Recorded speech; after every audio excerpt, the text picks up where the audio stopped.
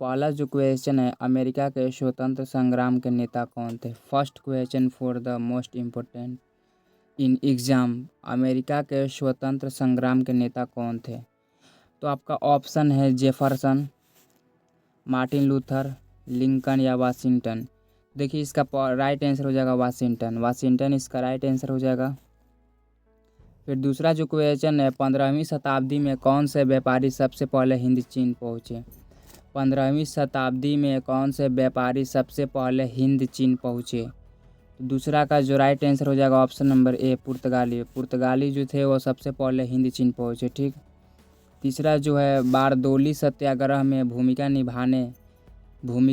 किसने निभाई थी? बारदोली सत्याग्रह में भूमिका किसने निभाई थी, या मुख्य भूमिका भी कह सकते हैं आप, मुख्य भूमिका किसने निभाई थी?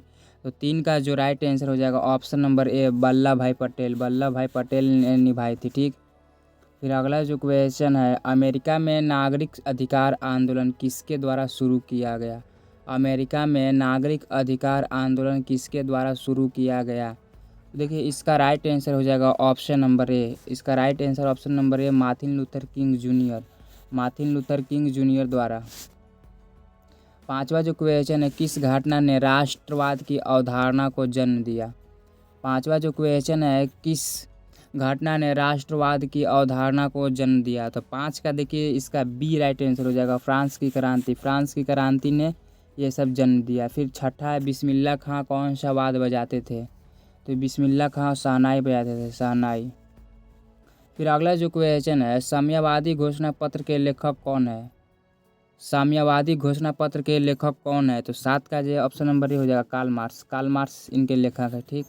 द्वितीय विश्व युद्ध का तत्कालिक कारण क्या था? तत्कालीन कारण क्या था? 8 का इसका राइट आंसर हो जाएगा D, option number D, Poland पर जर्मनी का आक्रमण। पोलैंड पर जर्मनी का आक्रमण।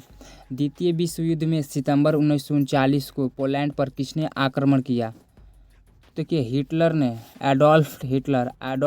द्वितीय विश्व युद्ध में 1939 को पोलैंड पर किसने आक्रमण किया? तो ये हिटलर थे। ठीक, हिटलर। 10वां जो क्वेश्चन है, हमारे सौरमंडल में किस ग्रह को लाल ग्रह के रूप में जाना जाता है? हमारे सौरमंडल में किस ग्रह को लाल ग्रह के रूप में जाना जाता है?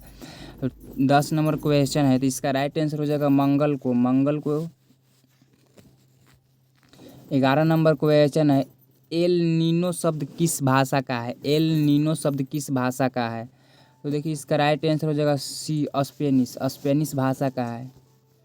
राजेंद्र सेतु किस नदी पर स्थित है? राजेंद्र सेतु किस नदी पर स्थित है? तो देखिए राजेंद्र सेतु जो पुल है, मतलब राजेंद्र सेतु जो है वो 12 का ऑप्शन नंबर ए हो जाएगा, गंगा नदी पर स्थित है। गंगा नदी पर स्थित है, इसका राइट आंसर ऑप्शन नंबर ए हो जाएगा। फिर है, अलकनंदा नदी भागीरथी से कहाँ मिलती है? अलकनंदा नदी भागीरथी नदी से कहाँ मिलती है? 13 का राइट आंसर हो जाएगा ऑप्शन नंबर बी, यानी देवप्रयाग में। ठीक।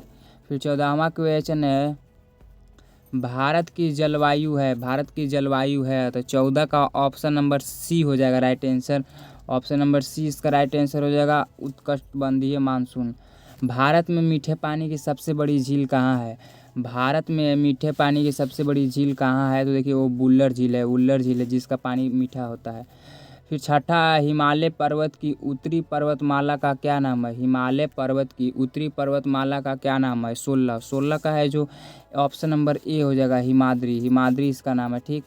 17 है, किस फॉरेस्ट मैन ऑफ इंडिया कहा जाता है? किसे forest man of the India कहा जाता है? तो 17 का जो राइट आंसर होगा वो सी, 17 का right answer C, Jadav Payeng को कहा जाता है। ठीक। फिर 18वां है, उच्चतम न्यायालय के मुख्य न्यायाधीश को उसके पद से हटाया जा सकता है? तो महाभियोग के द्वारा ऑप्शन नंबर ए इसका राइट आंसर हो जाएगा। फिर है 19वां क्वेश्चन, भारत की प्रथम महिला राष्ट्रपति। तो देखिए भारत की प्रथम महिला राष्ट्रपति तो प्रतिभा पाटिल भारत की प्रथम महिला राष्ट्रपति। फिर 20वां क्वेश्चन है, लोकतंत्र में अंतिम सत्ता निहित होती है? तो जनता होती है। लोकतंत्र में अंतिम सत्ता निहित होती है तो जनता की होती है।